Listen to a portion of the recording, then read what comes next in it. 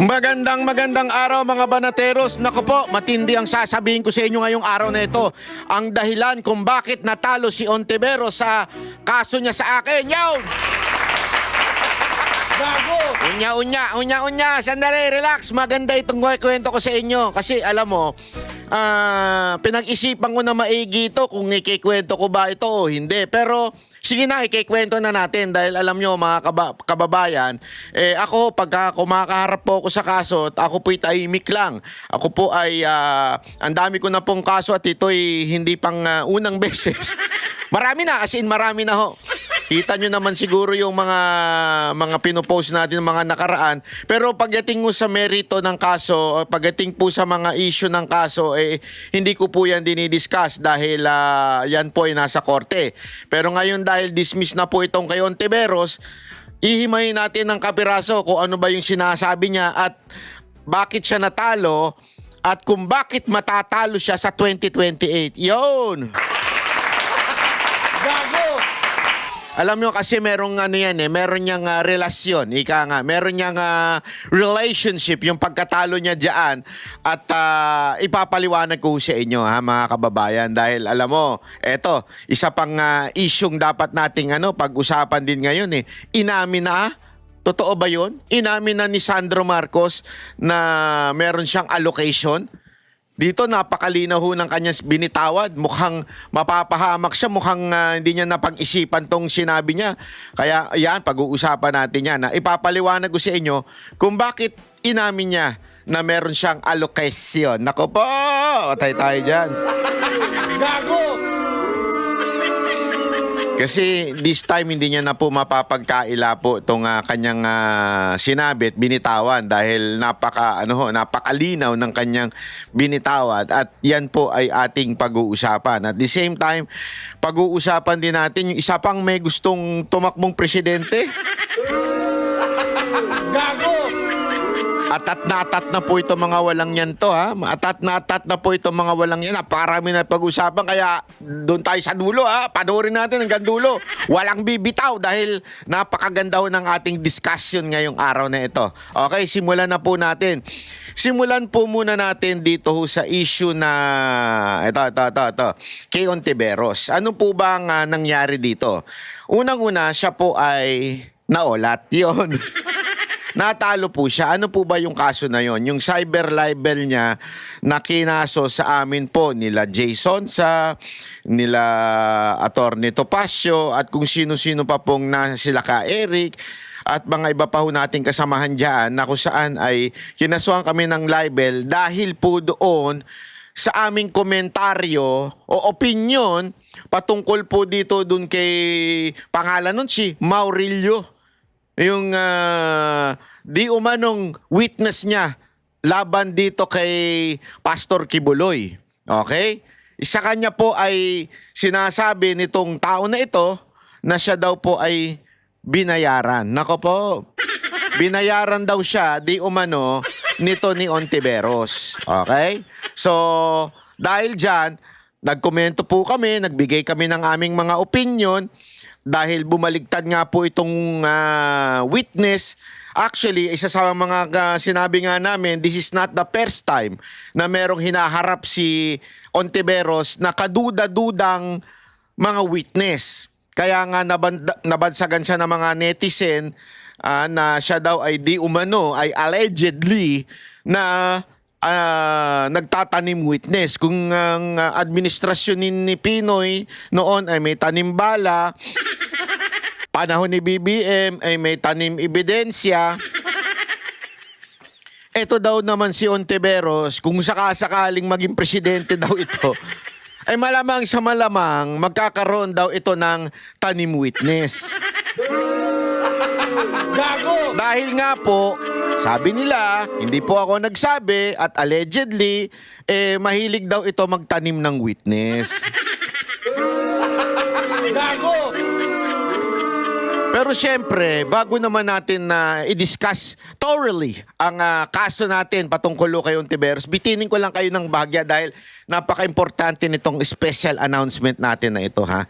this is a very special announcement. Ano po itong special announcement na ito? Tayo po ay nagpapasalamat sa ating napakatikas na abogado. At itong abogado na ito, talagang dekalibre itong abogado na ito. Alam niyo kung bakit? Ito po'y nakasama ng aking tatay. Ito po si Attorney Jordan M. Pizaras. Ito po ay nakasama ng aking tatay sa kumpanya for more than 20 years. At ito ay litigation lawyer. Napakagaling ho nitong tao na ito. At isang kwento ng aking tatay, ito po sa kanyang post sa Banateros. Alam mo, meron tayong website, huwag niyong kakalimutan, banateros.com. Wag puro .porn ang sorry .com ang ating ito banateros.com a highly deserved endorsement kasi tumakbo po itong si Attorney Pizaras na congressman sa 1st District ng Bohol. Oy mga taga Bohol, ito yung sinayang ninyo. Kasi tumakbo ito, hindi ho pinalad. Pero meron ho siyang isang matinding ginawa. Kinasuhan niya itong si Comelec George Garcia na di umano daw ay allegedly ay humingi sa kanya, nagparinig sa kanya na para manalo kailangan niyang magbigay ng ganito or gumastos ng ganito. Yan po ay ngayon ay dinidinig sa korte pero kinasuhan niya po. Alam mo kaya dito pa lang nabilib na ako Kasi nangyari ito before the election. Kung ikaw, kung ikaw tumatakbo kang kandidato, ang least na gagawin mo ay awayin ng Comelec. 'Di ba? Siyempre, hawak nila ang balota di ba? 'Yun ang least pero ito nagsalita. Nagsalita po against dito kay Comelec chairman. 'Di ba ho? Hindi katulad nung iba diyan, nagsalita lang nung una, bandang huli, tumigil na. Ito ho, talagang nanindigan sa kanya sinabi, di ba, na talagang siya daw ay di umano, ay para bagang pinaringgan na kailangan ng kapalit. Something like that. That I do not know kung ano ang details nung kaso na yon. Pero gayon pa man, ito tao na ito ay sabi nga ng aking father, aking daddy, na isa ring abogado, nakasama niya ito doon sa isang kumpanyang pinagtatrabahuhan nila dati at talagang napakalupit daw nito. Laging panalo. Ang malupit ho itong tao na ito at isa pang maganda nga dito, pag sila nagsasama ng aking tatay, isa sa mga lagi nilang pinag-uusapan ay hindi ho babae. Hanak ng wewe. Gago! Hindi kasi di ba minsan mga kalalakihan pag nagsama-sama pinag-uusapan babae.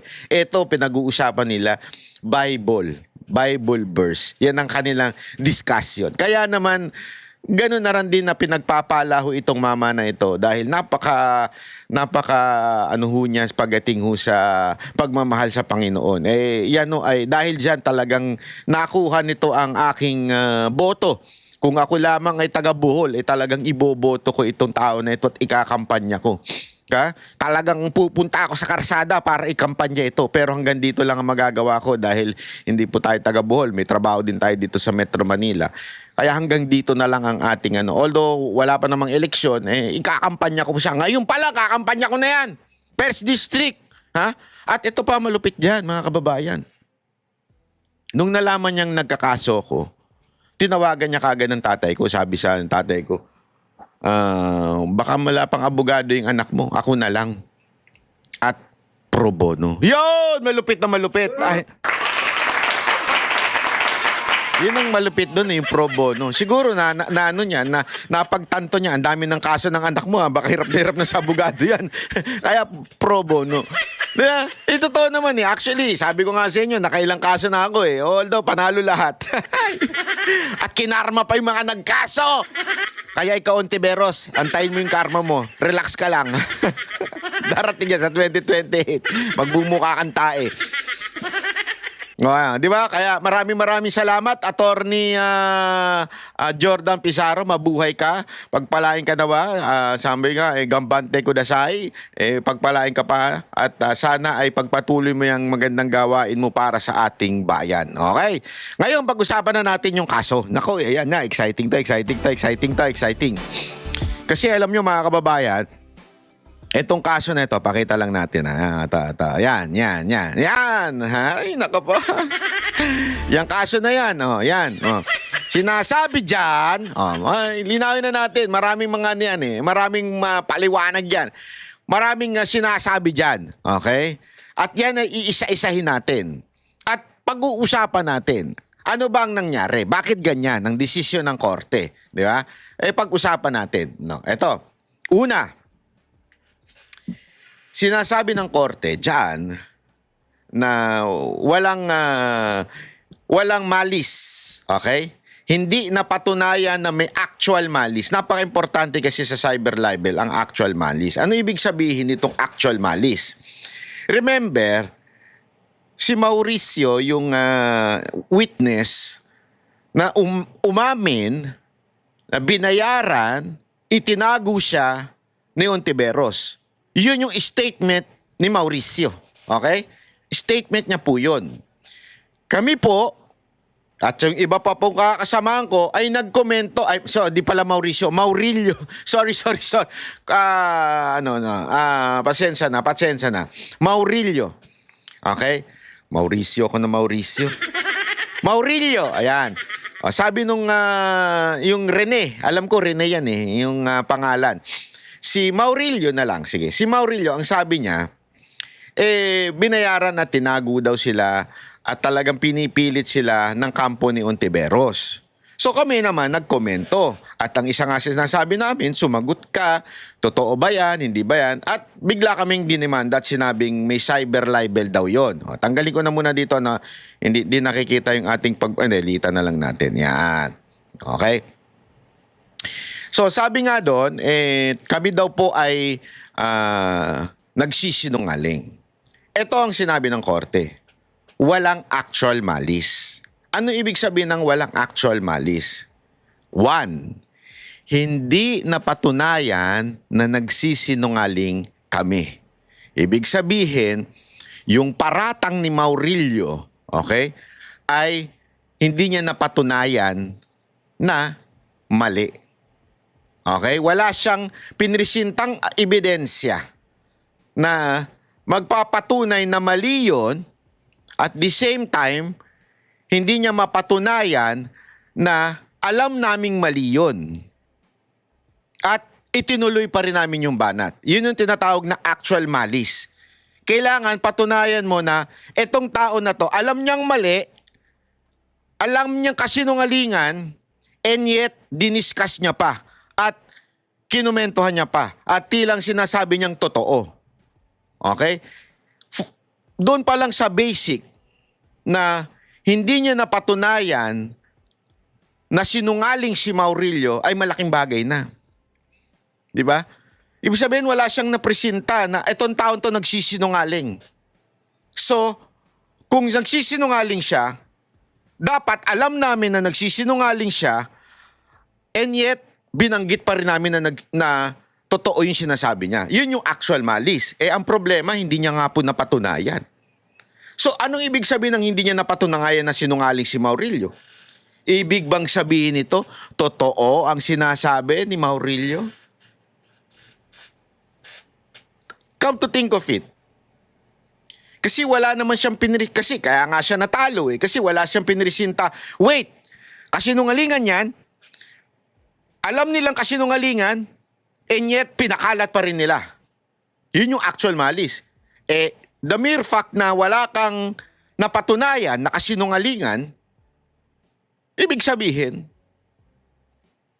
wala. Pero linawin natin hindi sinasabi ng DOJ na totoo yung sinasabi ni Maurilio. Okay? Hindi niya sinasabi ng DOJ yun. Kasi sa DOJ ito kinaso Pero mas masakit, hindi napatunayan na sinungaling. At sa batas, malaking diferensya nun. Di ba? Ibig sabihin, Hindi man sinabi ng DOJ, si Maurilio, totoo yung sinasabi niya. Walang sinasabing gano'n ng DOJ, linawin natin ha. Pero ang matindi dyan, yung sabihin na, sandali, hindi napatunayan ni Ontiveros yung akusasyon ni Rene o ni Maurilio na mali siya o kasinungalingan yun, di ba? Walang nagawa si Ontiveros. Mantakin mo. O ano ito? Di ba? So, ibig bang sabihin nito, ano siya? Katotohanan? Yung mga sinabing binayaran siya, katotohanan? Kasi hindi ka nagpresenta eh. Kaya nga sabi ko sa iyo, halimbawa, kunwari yung mga kakasuhan ka ng cyber libel. Kunwari may sinabi ako sa isang tao na, etong tao na ito, nangutang sa akin ng 5 milyon. Sana totoo. Sana may 5 milyon ako. Diba? Nangutang tong taon doon sa akin ng 5 milyon at di niya binayaran, walang niya siya, bla bla bla. Diba? At bigla akong kinasuhan ng libel nung tao na yun. Sabi niya, wow, sinisirang puri mo ko? O eto, kaso, plak! Mo, diba? O ngayon, paano ngayon mananalo siya? Kailangan patunayan niya na wala siyang utang. Patunayan yun. Diba?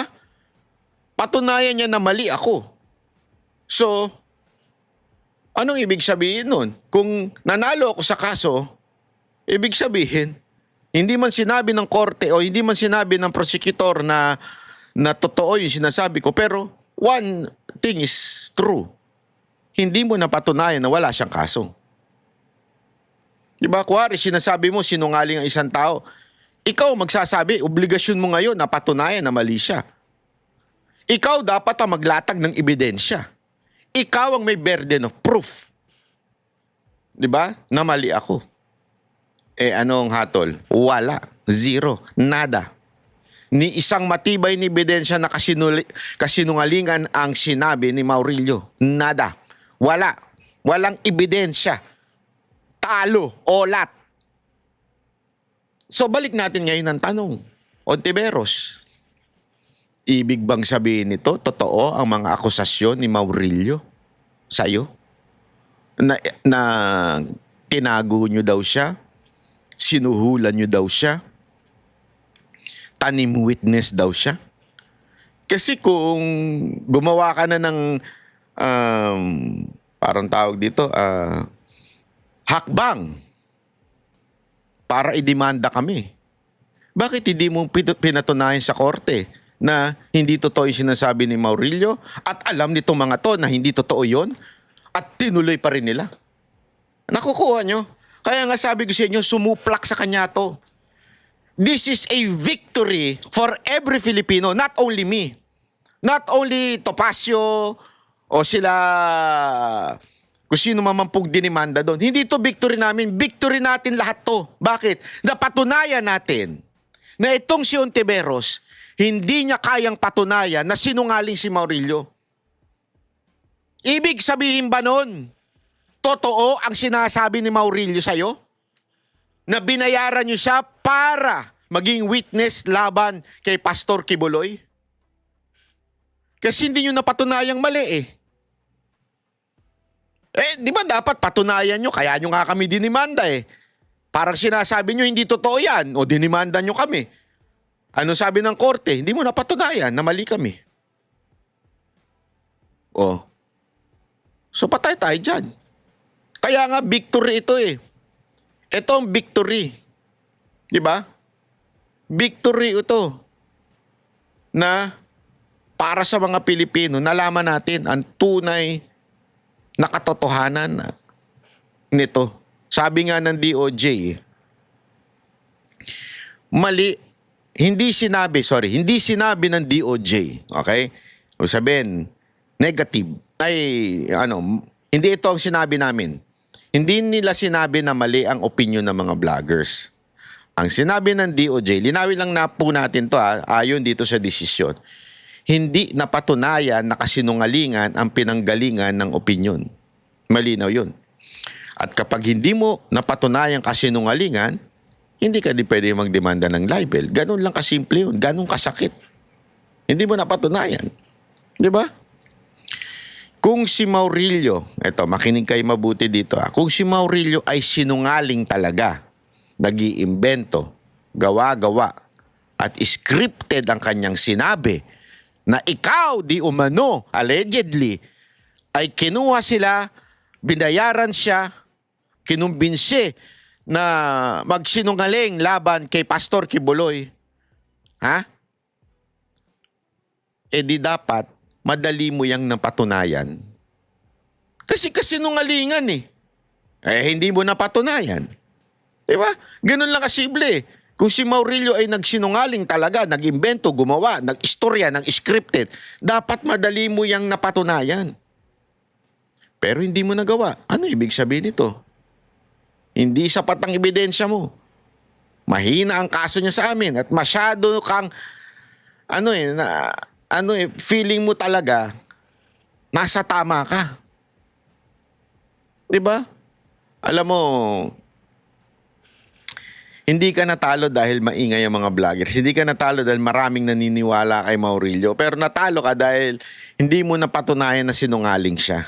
Yun lang kasimple yun eh. So, ladies and gentlemen, kung hindi napatunayan niya na sinungaling si Maurilio, ibig sabihin, the accusation of Maurilio still stands. Diba? Ibig sabihin, may pawang katotohanan until mapatunayan ni Ontiveros na kasinungalingan ito. Diba? Ulitin natin hindi natalo si Ontiveros dahil sa technicality Walang ganun. Lalo namang hindi siya bumagsak dahil sa connection namin. Wala naman kaming connection dyan. Lalo na ngayon na nasa opposition kami. Ikaw nga sip-sip kay Marcos. Hindi din natalo dahil sa ingay namin. Dahil kita mo naman, ikaw ang pinakamaingay na balakatak ang bunganga mo dyan sa Senado. Natalo ka. Dahil hindi mo napatunayan. Walang laman. Di ba? Alam mo, ito mga kababayan, itong pangyayari na ito, sabi ko nga ako sa inyo, ito ay matatalaga sa kasaysayan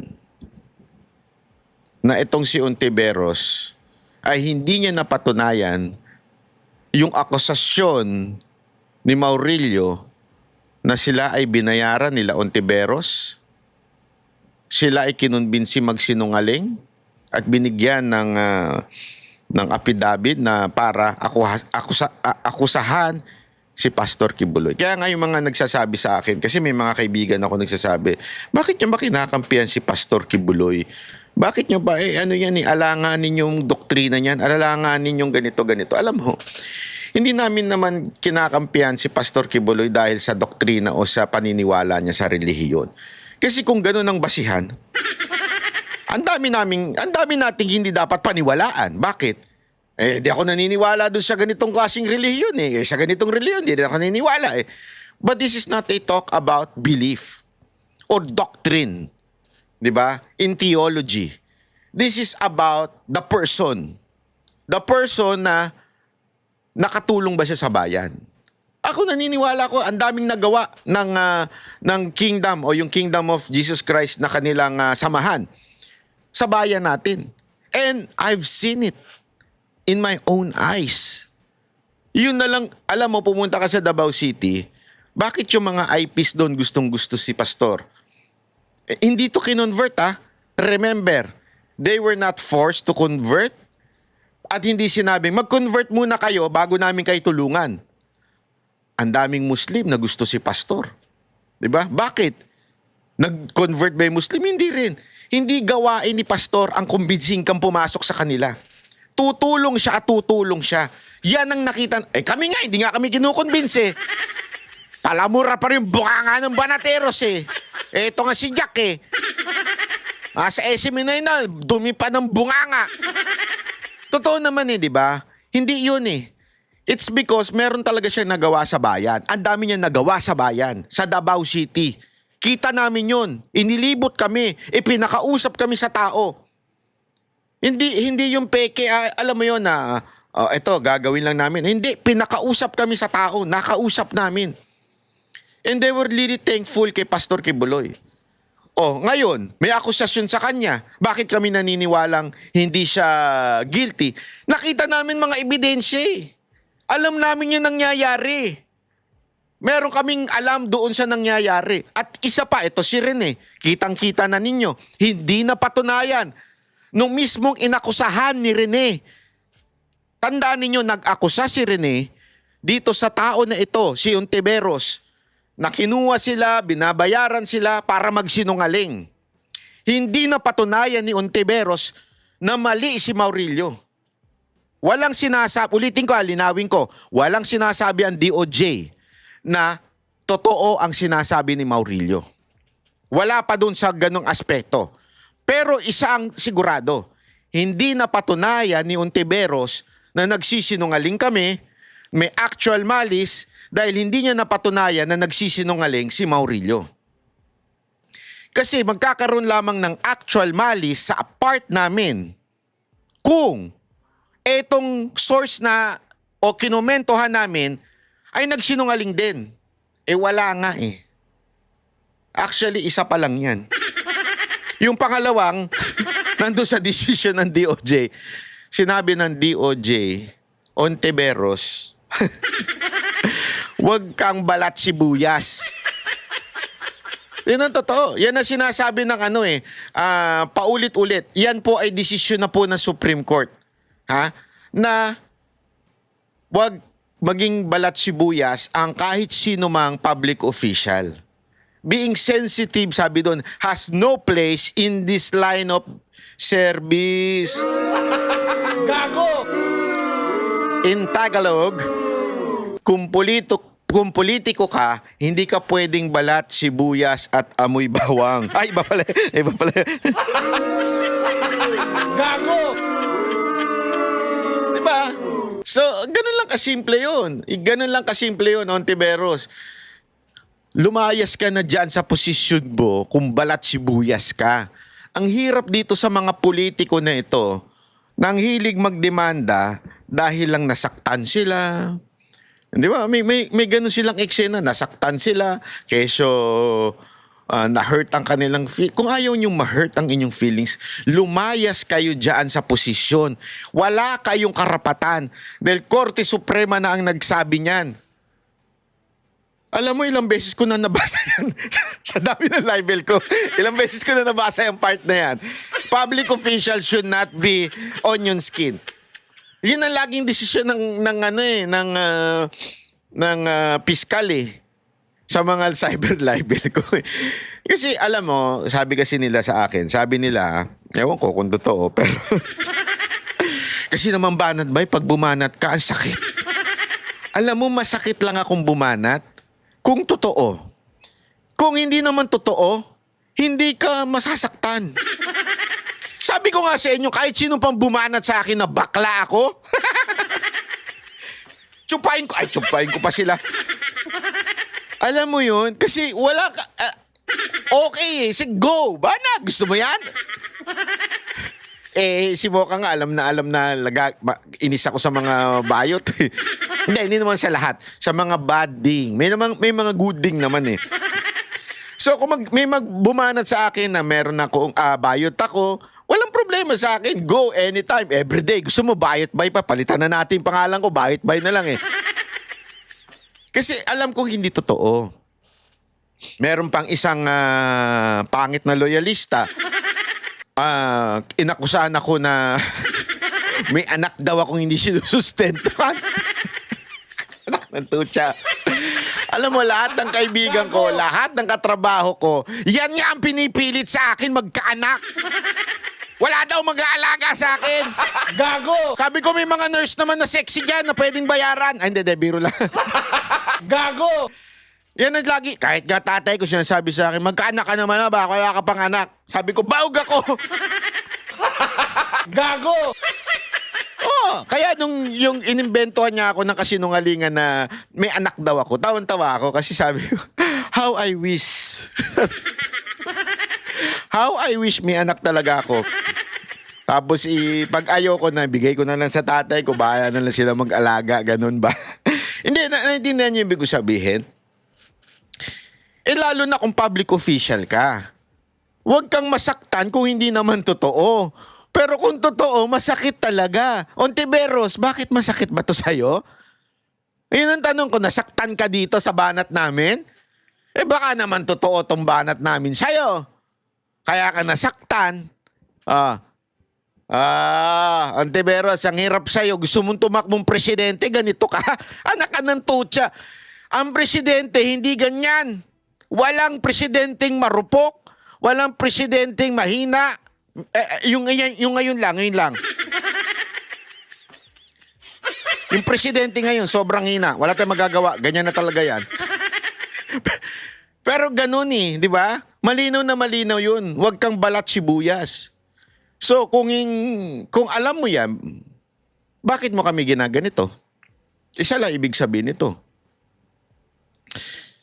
Yung katarantaduhan mong you are a human rights advocate.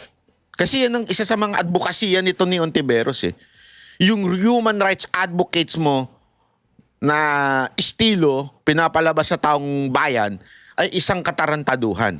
Bakit? Karapatan din namin As a human, we have a right as a freedom of speech as long as we do not invent.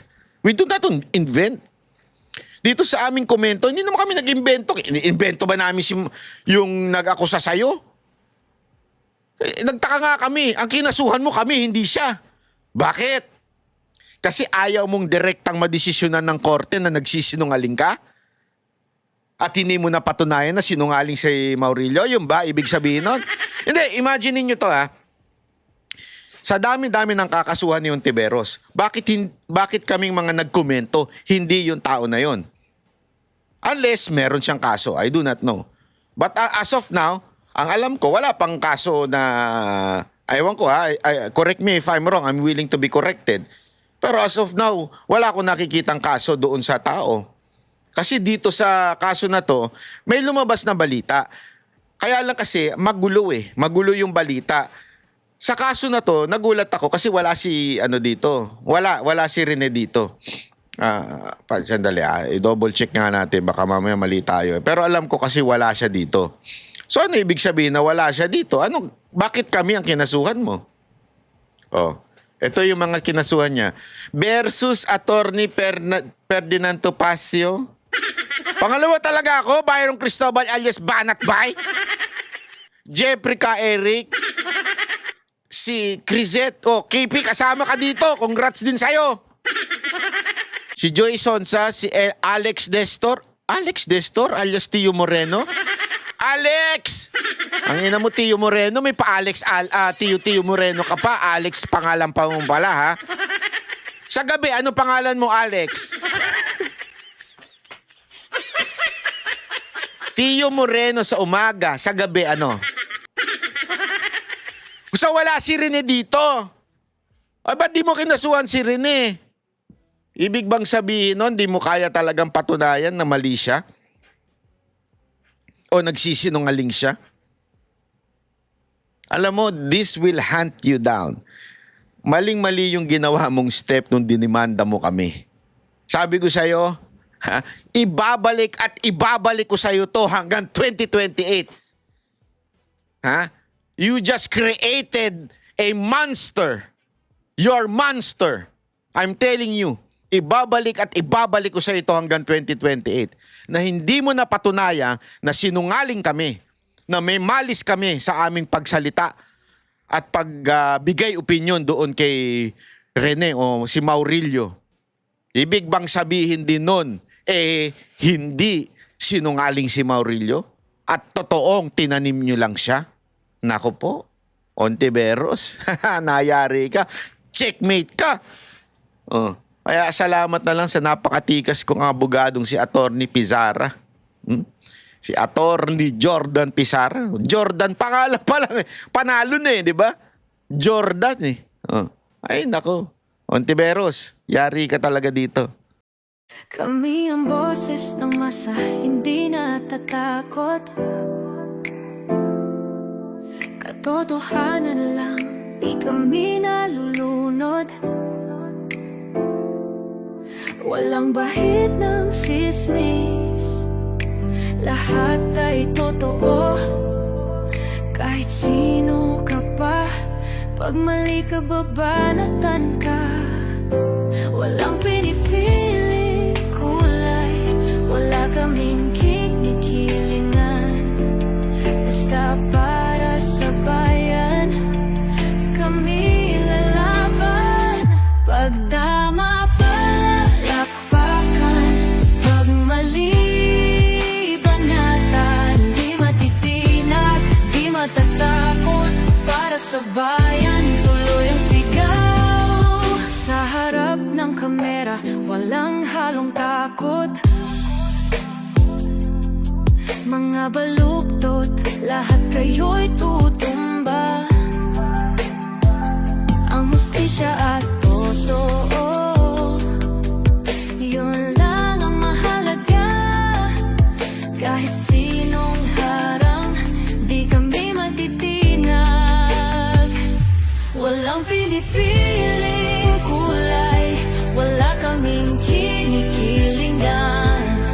Basta para sa bayan, kami lalaban. Pag tama palakpakan, pag mali banatan. Di matitinag, di matatakot, para sa bayan tuloy ang sigaw. Kung nasa tama ka, ikaw ay aming kasama. Pero pag mali ka, handa ka na bang mabasag? Banateros kami, walang inuurungan. Dahil bayan muna, bago ang sarili.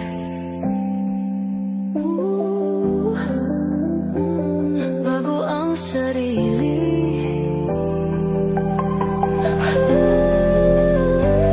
Pag tama palakpakan, pag mali banatan.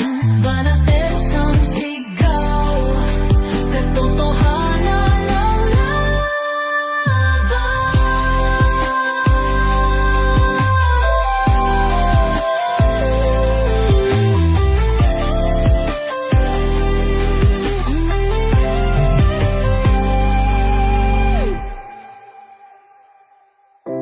Sa harap